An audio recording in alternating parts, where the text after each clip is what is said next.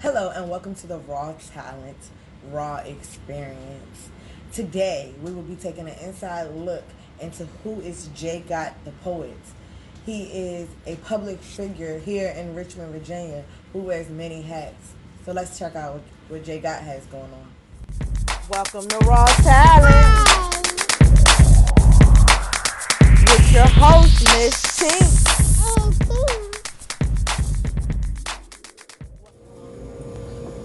Sometimes I wish I could call him so I can hear our voices.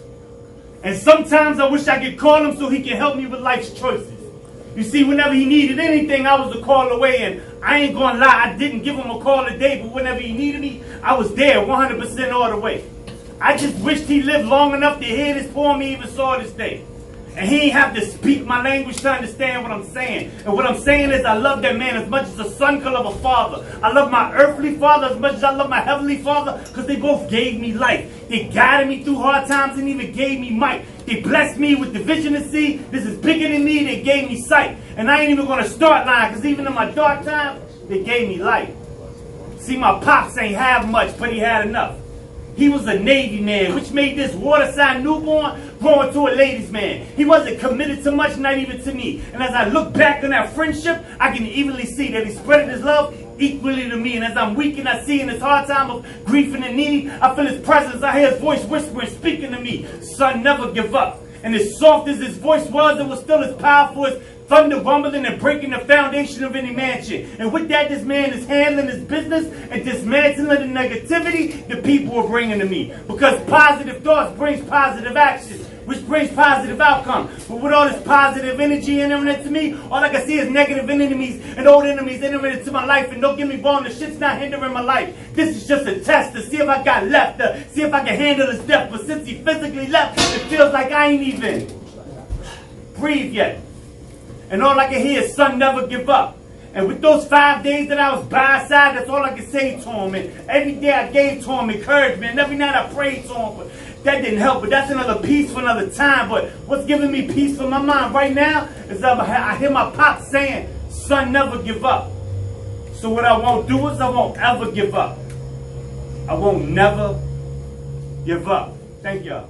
I'm here with J. Gott, the poet, public figure, entrepreneur. What's up, J. Gott? I'm chilling, yo. I'm chilling. So tell What's me going on with something. Nothing much. Tell me something. Who is J. Gott? That's a good question because I'm J. God is so many different people. As an artist, I'm a poet. I used to be a rapper. I don't rap no more. Why you stop rapping? To be 1,000 with you is because like I got more love with the poetry than I did with anything else. Like every time I rap, people wanted to hear me rap, but they didn't want to give me the respect that I deserve, to be honest with you. Why do you think that is? I don't know, to be honest. I don't know. It's just I felt like I touched on more stuff doing being a poet than I did being a rapper. So maybe that's why. Because I didn't speak on a lot of the topics. I didn't speak on the death of my dad. I didn't speak on being a father. I appreciate it. I didn't speak on being a father as a rapper. It was just so much stuff I didn't speak on as a rapper. When I was a rapper, I was more so basically trying to prove to people that I can still do it. You know what I'm saying? I can hold my own with the best of them. So as a poet, you feel like you're more yourself. Yeah. But don't get me wrong. I still like every now and then I'll get that itch and be like, I'm gonna put this verse out real quick.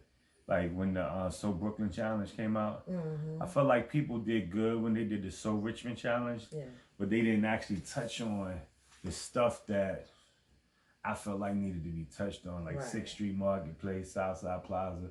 Those are the things that actually made Richmond. The cornerstones. Yeah. So do you think I feel like if you love something, you should do it. Yeah. Period. You know what I'm saying? You wear many hats anyway. Yeah. You know, but I mean, I feel like if you feel like getting back into rapping is the way to go, do you think you'll do that? Deep down, I do want to put out like an EP. I want to put out like maybe a 6 to 8 song EP, just to say I did that in my lifetime. Right. That's an accomplishment. It Yeah, definitely is. definitely is. Okay, so what else? Rapper, poet. Yeah. So I started off as a rapper, poet, entrepreneur. Before the entrepreneurship, I guess it's still entrepreneurship. I started a management company back in the day, and I was managing local artists. And then I transitioned from management to promotion. So I took the management company and made it a promotional company. And I've done a lot of stuff behind the scenes. A lot of stuff that I've done publicly was like some of my open mics. Other than that, I'm starting to transition into entrepreneurship, where I got this mobile boutique called Shop Lyrics. Yeah, I seen you post up at one of the open mics I had, and you had nice inventory. Yeah, so, and then I released this past Friday night, I released a shirt called Never Give Up. Yeah, I saw that. That was dope. Around the poem that I did with my father, and I only got 4 shirts left. Like, it's a very limited supply. So, yeah, that is J Gott in a nutshell. Like, just who I am as a business person and an artist. So, what drives you to, how did you get into poetry and rapping? What made you go into management and those other lanes? So I started off with a group called Lyric Ave. Okay, I've been to one of their shows. Yeah, and the Craig and Don Tron are the 2 people who actually put Lyric Ave together.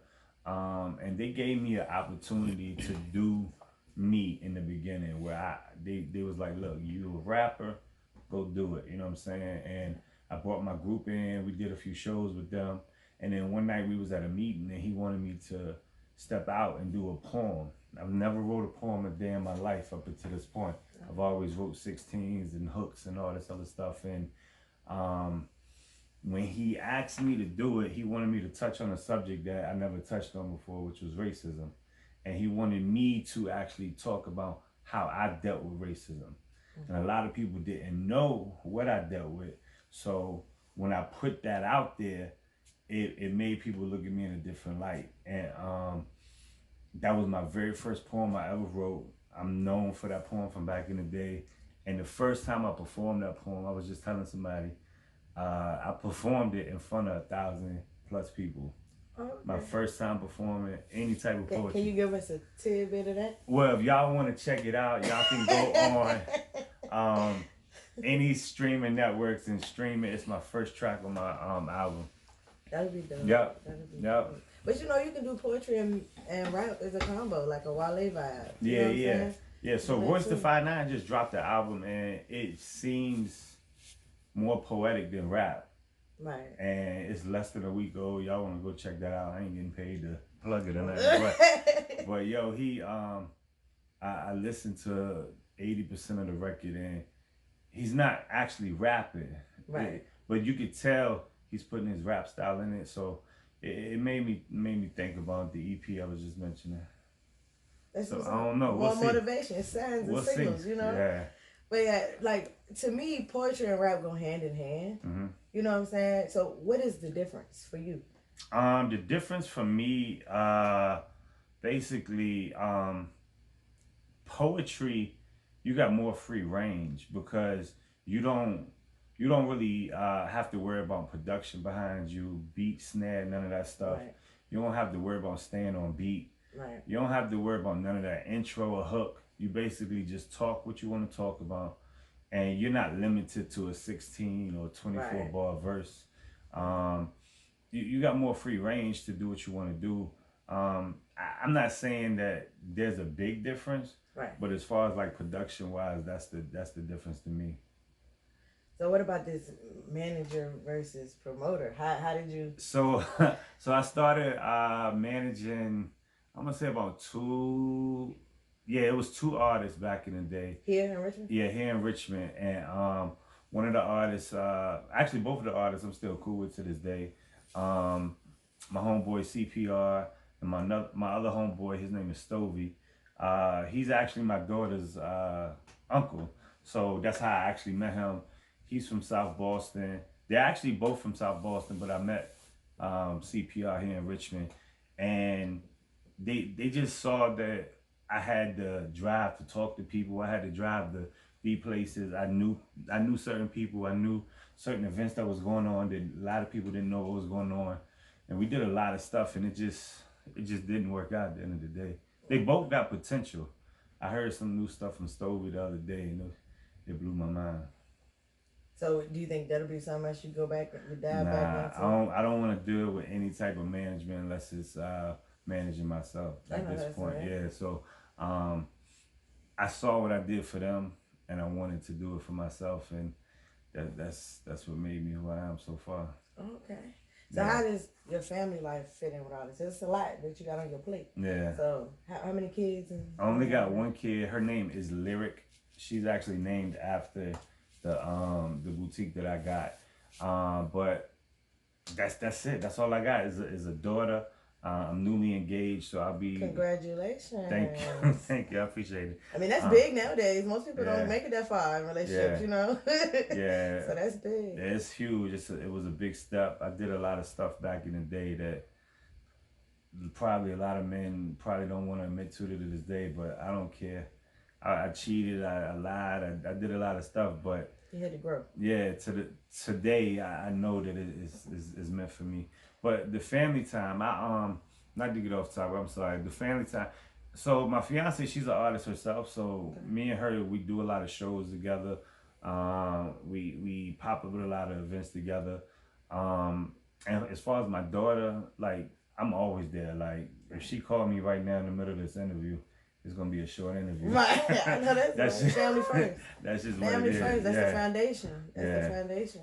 I just ask because the balance between home life and work life, especially like starting new business ventures and stuff like that. It can be frustrating and trying at times. Especially I got kids, so I get it. Yeah. I get it. My son plays sports.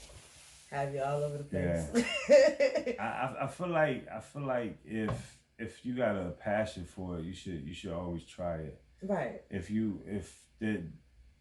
can't sit here and say it's not gonna work out for you if you never try. Right. So no matter what it is, if I got a passion for something, like when I spoke about the EP, I'm 2 months from now I might be like, oh, I got 6 songs now. Right. I don't know, you know what I'm saying? I don't have them currently, but like I might get that passion and driving me like, yo, I want to do this. I might see somebody that's doing it and be like, yo, that motivated me. Yeah. Let me get back into it. How do you remember your poems? It is weird. That poem I saw you perform, that jump was lengthy.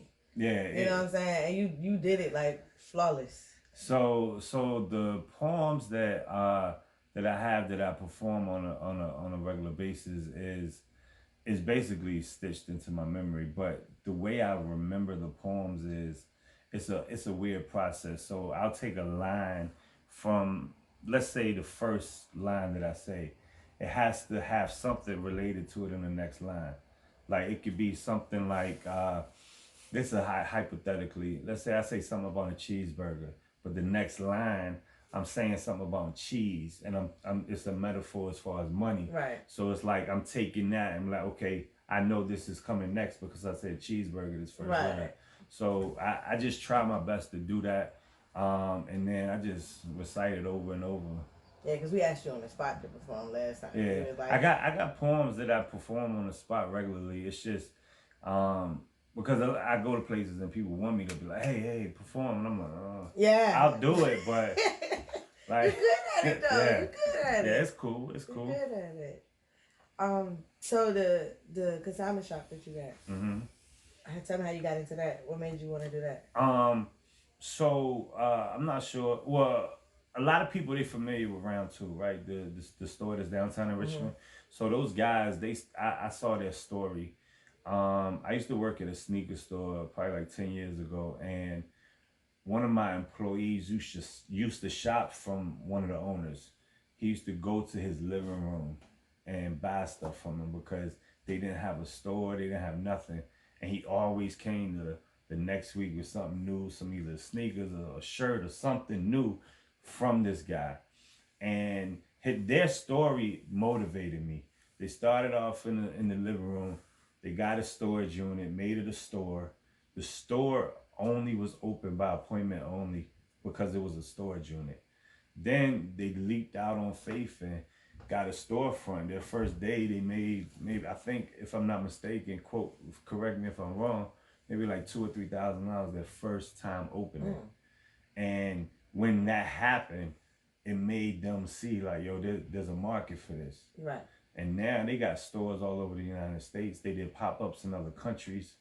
And seeing that, knowing that there's so much inventory out there, why not try it? Right. And I've released shirts before in the past, and because I got the store, I'm releasing the shirts through the store now. So it's like it all ties together, And a lot of times when I pop up at like a poetry event or something, I'll use my vendor, you know what I'm saying, to be in there. I don't want to perform, but people see me like, yo, like that's Jay, let me go see what he got. And I can make on a good night, you know what I'm saying, a decent little amount that makes me like, all right, cool, I don't got to work tomorrow. You know right. So that's the truth though. Like it's crazy. Like, yeah, I saw you was working when you was at the Mountain Pot of Art too. I saw that. So where do you want to go? What direction are you going in with that? Like, are you going to follow like kind of along what they did, or because I know you're mobile. So their blueprint is like extremely amazing. I'm not gonna say I'm not gonna copy their blueprint, but a lot of stuff that they did, I wanna like do. Right now, I'm purchasing all the inventory out of my own pocket. All the inventory that you saw that night, literally I bought myself so I can resell.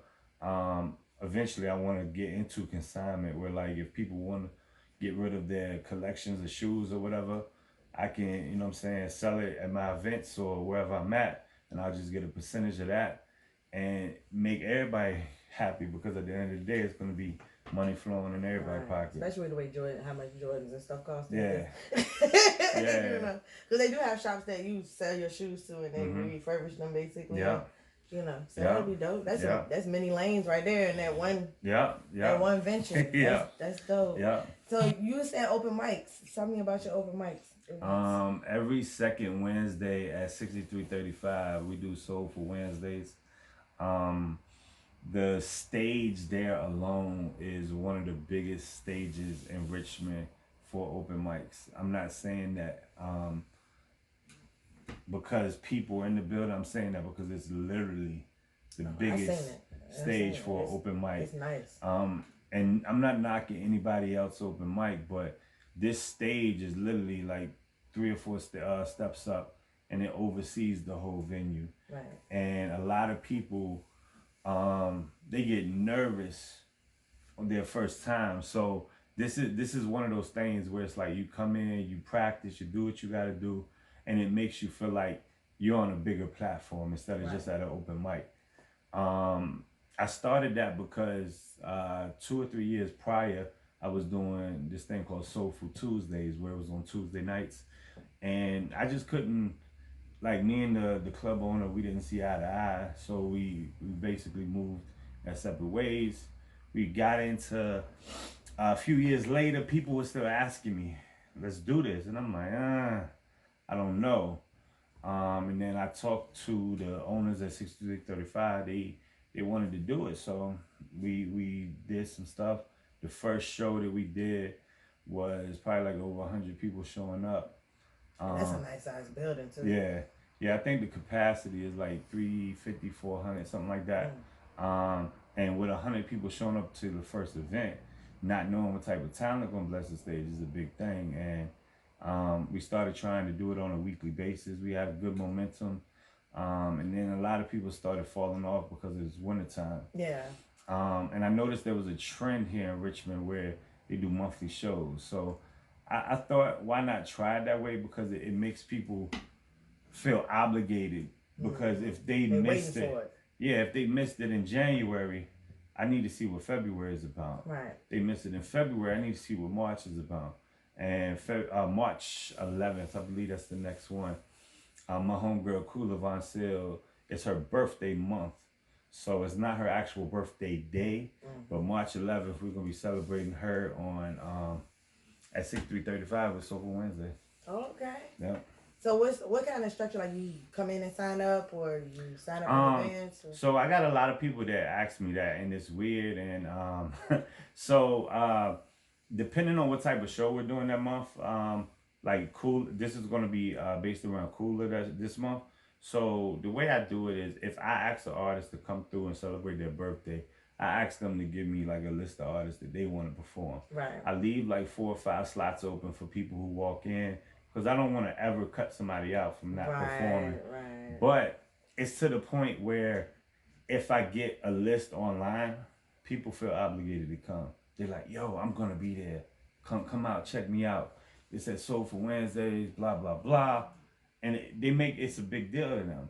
And a lot of people are actually getting found from this event. We had a couple people fly out to LA.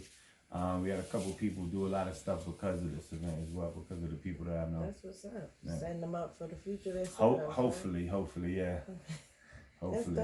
That's dope. So what else you got cooking that you can discuss? Oh man. Oh yeah, we've done, I don't know if we're gonna continue to do this. We've done the Poetic Justice Brunch on Sundays. Yeah, I missed that. I'm waiting for the next one. Hey, that's not my fault. I heard somebody got too turned up. That wasn't my fault. It wasn't my fault.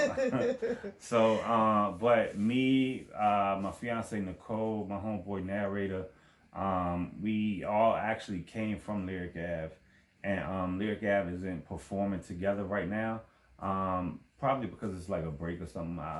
Sometimes they just take a little break and then we'll just get back together. But us three are some of like the dopest poets that I know of personally, and we decided to come together and figure out how we could do this. One of the owners at 6335 pitched the idea to us. Oddly enough, we were already trying to structure a show where it was just us three anyway. And we go in there, we rock out for 45 minutes. It's kind of like a back-to-back thing. One poet goes, then the next, and then the next, and then for 45 minutes, and it's just back-to-back poems. No music, no nothing, just their words, and a lot of people can relate to a lot of stuff we're talking about. That's what's up. Yeah. That's what's up. So if you seen somebody that's trying to walk kind of the same path, or even just to motivate anybody, what would you tell them? So I've seen a lot of people that's doing the same thing we've done in the past, and I'm gonna actually shout them out, because a lot of artists, when they get interviewed, they don't want to put light on someone else, and I feel like if I don't put light on that person, that it's gonna basically make when my light dims, who's gonna actually take over. So Be Love is real big right now. Khalil Houston, they actually had a show last night. I pulled up on them, and it was crazy. Like the way they doing it back to back. They both young cats. They both got amazing talent. I tell them all the time, like, y'all next. Like, keep going, keep pushing, stay motivated. I didn't even have conversations with them about branding themselves. Yeah. Be Love got a book out that he brands every time he comes out. So like, people gonna know who he is. Khalil, if I'm not mistaken, he has merchandise that has his slogans on it. He got hoodies and t-shirts, and it's big, man. Like I'm excited to see what they got next going on. But the advice that I would give to them is stay consistent, stay focused. Life is gonna happen no matter what. We can't change that, but stay consistent, stay focused, and don't never give up on anything you want to do. If you feel like there's a passion about it, you got this something inside you telling you to do it. Okay. So just never give up. Appreciate those words. Yeah. Yeah. So is there anything you want to plug in? Tell people where to find you. Oh yeah. So I just started maybe a few months ago. I got this YouTube channel where I'm doing like vlogs. I'm doing like performances, interviews. I'm actually documenting the wedding process. Oh. So the very first that's definitely different. Guys don't be into stuff like that. You really gonna turn some heads. Hey, I'm telling you, like, it's crazy. Once I started documenting the process, and me and my fiance Nicole, we've been on camera together. It's just been crazy. Like, we've been getting a lot of love. But she says this all the time. She probably gonna get mad that I'm saying this. I don't care. She basically says people are watching because they nosy. Like that's the truth. Like, like they want to know what's going on. Like, but I'm guilty of that because I'm subscribed to channels and I watch them because I want to see what they're doing. Right. And it actually. But that's a tool for growth as well. Yeah. You know what I'm saying? Because you're a public figure. You're in the public eye. You're doing a lot of stuff in the community and you know around Richmond and stuff like that. Yeah. And your reach can go even further. So you need to know. Yeah. What's going on? You know what I'm saying? Yeah. It's nosy, but it's knowledge. That's how it's nosy and knowledge, but a lot of the knowledge there can make people millionaires. It's crazy because if you do it the right way, and you get that one video, that two videos that go viral, it could just be a vlog of your day, but might be a little snippet of what happened. Maybe like, yo, you saw that, and then they go check out the channel. Literally overnight, you might have 200,000 subscribers. You don't know what's gonna happen, but we're doing this YouTube journey and we're just trying to change the way people look at certain things because we're both artists, but we both got a goofy side to each other. So it is what it is. So yeah, that's what it is. That's what it is. So, but yeah, ask me some harder questions though. Come on, I'm down. I'm ready. Some harder questions. I'm ready. I'm down. Like I'm loving this. This is actually setting me up because I got some bigger things coming. I need this thing to pop. Okay, I heard you say before with the whole having to change from doing it 63:35 every Wednesday to once a month. Was that like a dab at your ego? Nah, it won't. Was it discouraging at all? Nope. The reason why is because I'm able to support more. Because if there's an event going on a Wednesday night, you're not really tied down. I'm not tied down, but I know on the second Wednesday I got this. And let's say I pop up at another event and they want to know what I got going on. Check me out every second Wednesday. Follow me on social media so y'all can find out what's going on. It's just the grind don't stop. Right. The grind don't stop. It can't. But, okay, so supporting other people, that is really, really important. And your growth as well, you know.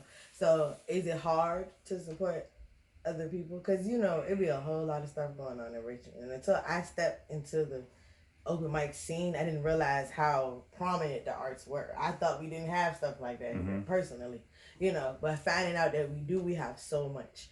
So is it hard to support everybody? It's not. The reason why I say that is because I'm gonna let you in on a little secret. All right? I don't really tell too many people this, and I know you're gonna post this. So yo, if y'all get offended, I'm sorry, but this is how I work, yo. Should I say it? All right, so if I show up raw talent. I'm gonna just say it. I'm not gonna bite my tongue. If I show up to someone's event, it should be a blessing. You get what I'm saying? Because of everything that I got going on, I've been getting so much love just popping up. I don't never tell the person that I'm gonna be there unless I'm asking to be a vendor or something. Other than that, if I show up and you don't know I'm coming, like, let me come check out. Let me see what it is. I've been to events where they didn't know I was coming. And as soon as I got there, their face like changed. It was like, yo, Jay's in the building. And like they asked me to perform without being on stage. You know what I'm saying? And I like that because like if you got an event going on, you pull me to the side and say, hey, do you want to perform? That's giving me the free range to say yes or no. Right. But if someone like being put on the spot. But if someone grabs the mic and they're on stage and they're like, yo, you gonna perform tonight? It's like, nah. Like, nah, I'm not. Like, what you mean you're not? People want to hear you. No, they don't. They don't want to hear me. He ain't lying either, because that's exactly what he told us. Because it's like people are scared to say no, but I'm not. Right. I'm not scared to say no. If someone asks me in front of people, nope. That's just what it is. But I got talked into it, and like, it is what it is. I did something. It wasn't my best, but it was still me. And the reason, going back to what I was saying, like me showing up should be a blessing. Just like if you show up, it should be a blessing because, oh, yo, Mz Tink is here. Like, she got this going on. She got this going on. Like, she still found her time. You get what I'm saying? Yeah. Like, I was just at the the Black Restaurant Week kickoff a few hours ago, right? And I spoke to someone. I thought, and I'm just being real right now. I thought it was one of my homeboys. I was just like, "Yo, what's going on?" He was like, "Yo, what's up?" That was it. Kept it moving. I go in front of the stage so I can check out the talent because I'm there as a fan. He walks up to me like 20 minutes later. "Yo, I didn't realize who you were," and la la la. Oh my God. And I'm just like, yo, I'm just speaking to cats. Like, and it feels good to get noticed because he asked me, was I performing there? He asked me all this. So it's like, it feels good to be noticed. And a couple of OGs that was there, it was their first time meeting, and it was just love, like, from them too. Like, so it should be a blessing when someone shows up at another person's event and you're not invited to it. That's just how I look at it. Like, because you're taking your time, you're taking your money sometimes, because sometimes the event might not be free, but if it is free, I should be supporting the venue. I should be at least giving me something to eat, give me something to drink, something, so I can say, yo, I'm here, I'm supporting you, but I'm only here for a little bit. So what if that's not reciprocated? What do you How mean? do you feel? How do you deal with situations like that? Like, does it bother you? Like, if you going and you supporting everybody, but you're not getting You know why? It doesn't bother me. You know why? Because back to the shirts that I released on this past Friday, I only released 10 shirts to the public. I'm gonna say out of those 10 shirts, I got 4 left. Out of those 10 shirts, 4 or 5 people were complete strangers. And the price that I'm asking for the shirts, I'm not gonna put it out there because, you know what I'm saying, that's you'll find out. I'll tell you off camera, and I'll tell you why that price. But these people, they're not questioning the price. They're supporting because of my talent, right? And I'm growing my fan base. So it's like yo, like it doesn't bother me at all because I know at the end of the day I'm doing the right thing. If they don't feel like they need to support me, cool. I don't need that support. But if they do feel like they need to support me, I'm open arms. Here, come on, let's do it. You know what I'm saying? That's what it is. Okay. I need some harder questions. Come on. I don't know what else to ask. Because sometimes I have a question lined up and then you answer the question before I even, get the question out. Let's get it. I just had a question I was going to ask you about the shirts and stuff. Do you find it harder to get the support from within your circle when it comes down to setting your prices and things of that nature? Because, people that know you tend to think that they're supposed to get deals or... So that goes back to me. That goes back to me being at an event, and it's a blessing. Right. If I show up, my time is valuable. Right. Last night, I went to go support B Love and Khalil's event. Right. They asked me to perform. All the other poets, they performed 2 or 3 pieces. I literally performed 1 piece. I plugged my shirts. After I did that, after the show, I sold a shirt to a complete stranger. So technically, I got paid to be there. Right. You get what I'm saying? Yeah. So, like, it doesn't. Because, like, say you got a shirt that you're selling for $10. Yeah, mine is way more than that. I know. I'm just giving an example. I'm just giving an example. But I'm saying, say you got a shirt for $10 and your people are like, well, I got 6. You know what I'm saying? My thing is, if I'm trying to build and grow, you know what I'm saying, you'll go out here to Target and buy stuff, Walmart. But when our own people is selling and trying to, you know what I'm saying, you tend not to get the same respect as these bigger companies get when it comes down to the money. Like that's where the strangers come into play, because I can sell a shirt to one of my homeboys for the price I'm selling it to a stranger for, and that stranger is not asking me to go down on my price. Yeah. But if my homeboy say, yo, I want this shirt, you got a 2X. I'm like, yeah, cool, I got you. Then they be like, yo, how much? I tell them, they looking at me like, yo, I already said I wanted it, so I can't back down now. You get what I'm saying? Yeah. Like, so a lot of people, I ain't gonna lie, there's been a couple people that question my prices, but I told them straight up like this, like, if you can't afford my shirt, the shirt's not for you. People go buy $200 Gucci shirts, right? Yeah. And that was my point. $250 Jordans. I personally can't afford a $250 Gucci t-shirt. Right. I could if I wanted to, but I would rather put it on shoes, like you said, because and then wear me a nice shirt. Like, this is this shirt right here, this Richmond shirt. This is from if I'm not mistaken, what is it? Community Wear. B Love was selling these shirts when I first met him, and this is just me because I messed with him that hard. Right. I wanted to support him, and this reminded me of the Crenshaw shirts that Nipsey was doing, and it was like, yo, I need to do it. I need to, and I didn't question him on his price. I just paid it for it, and from that day forward, me and him had a good mutual respect for each other. But back to the strangers, and like, if it's not for them, if they can't, if they hag. So my homeboy said this the other day, right? If I tell you my shirt is $60, right, and you come to me and say, yo, I don't feel comfortable paying that, it's my job to either say cool, or it's my job to say, all right, you my homeboy, give me 30. It's my job to say that. Right. But if you come at me and say, yo, why are you gonna charge me $60? Now you're basically entitling yourself to receiving it. Yeah. So I'm not gonna come down on my price. Right. that shit, it is what it is. Right. So, but support is very, very rare these days. Yeah, it's hard. It's hard to get the consistent support. Yeah. It's just like, okay, like something simple as I said it in my shows a couple of times. Share. Just share it. Yeah. Like if you post in your event, I'ma share it just because it's an event in Richmond. Then I may not make it, you know what I'm saying, for whatever reason, but I got 700 other followers that may be interested in this that you ain't reaching. So now you got my 7 plus yo. Yeah. You know what I'm saying? So we still working together at the same time for the same thing. We share memes and you know what I'm saying, everything else. Yeah. Why not share an event? Yeah. You know, I feel like that, stuff like that just. Yeah. See, I never looked at it like that, to be honest with you. Me sharing an event is basically because I know that person, or I know I'm not gonna be able to make it that night.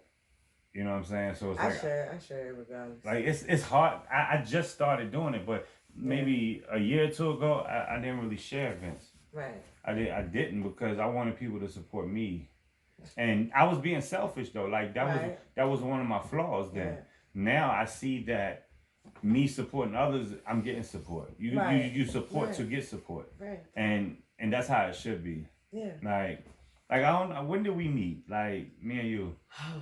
I can't even tell you when we met. We met at the play.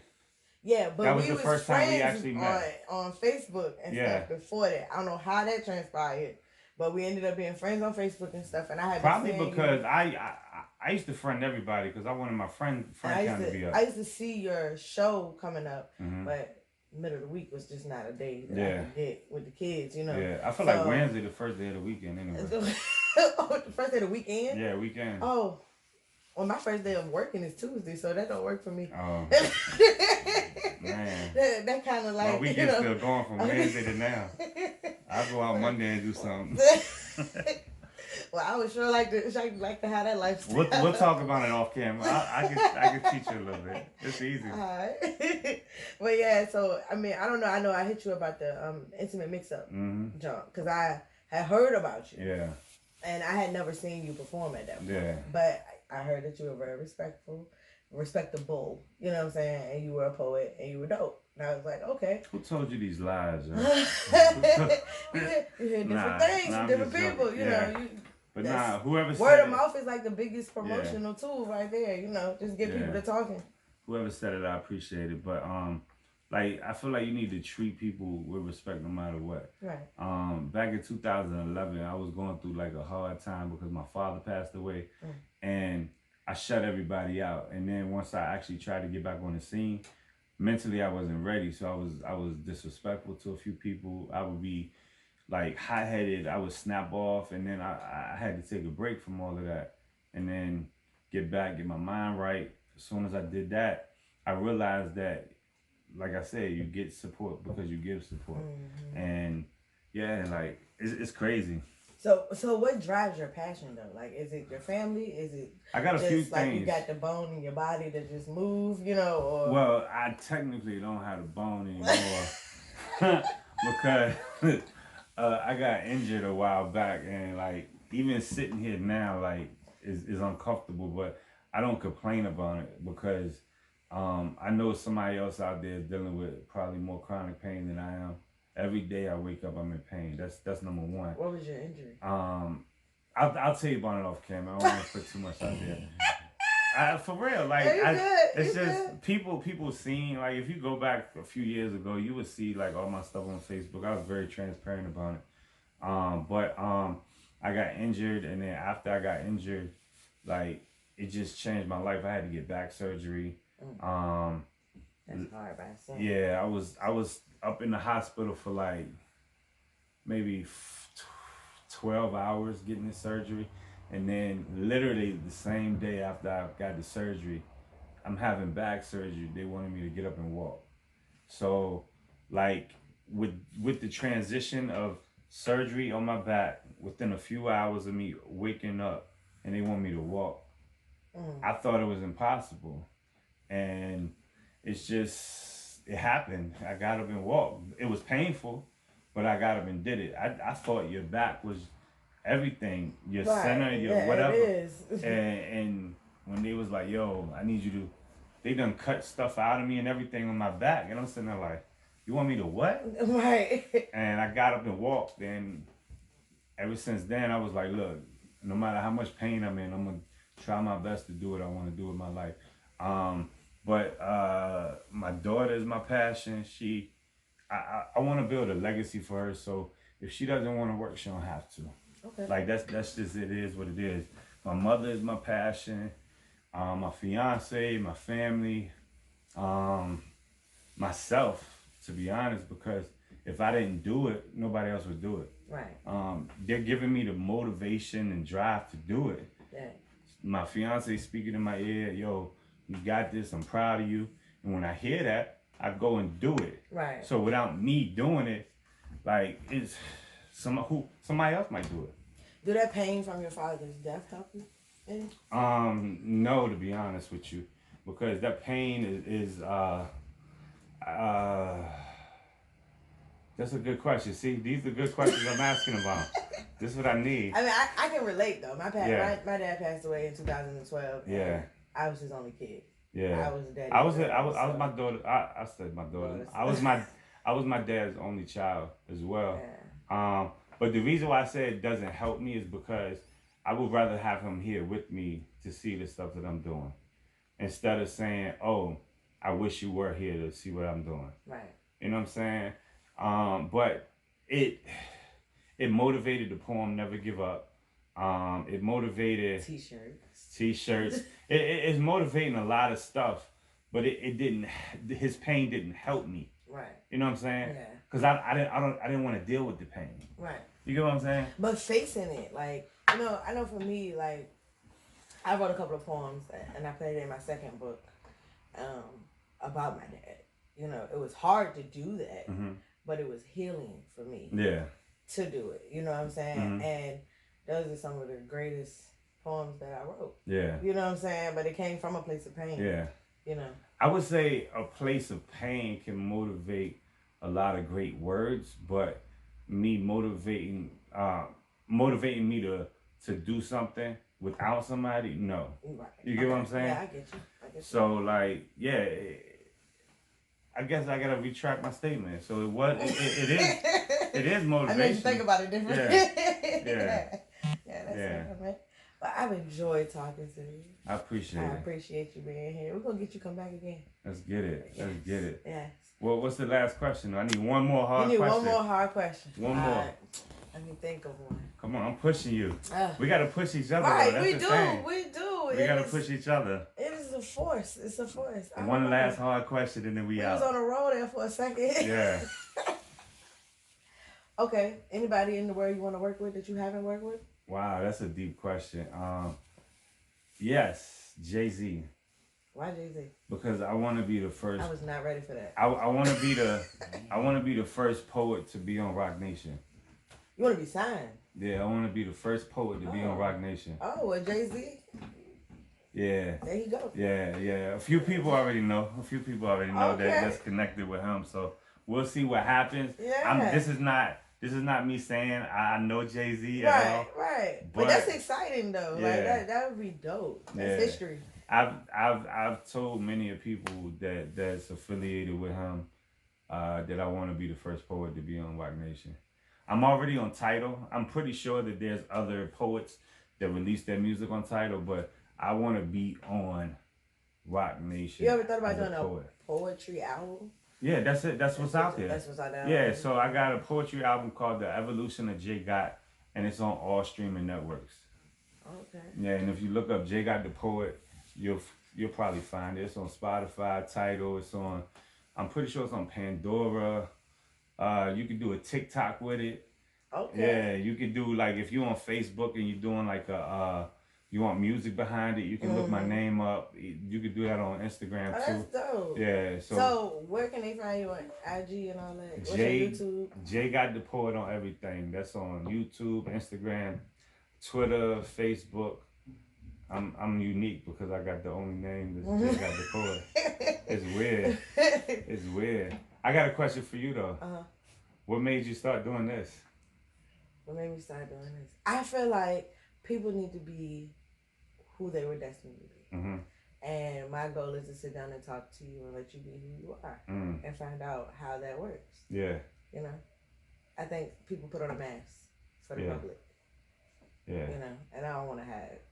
That's what's up. So, raw talent. Yeah. Hey, that's dope. That's dope. Thank you for coming. No, I appreciate you. This conversation was amazing. I love talking. All right. Tink did not come to play with you hoes. I came to slay, bitch.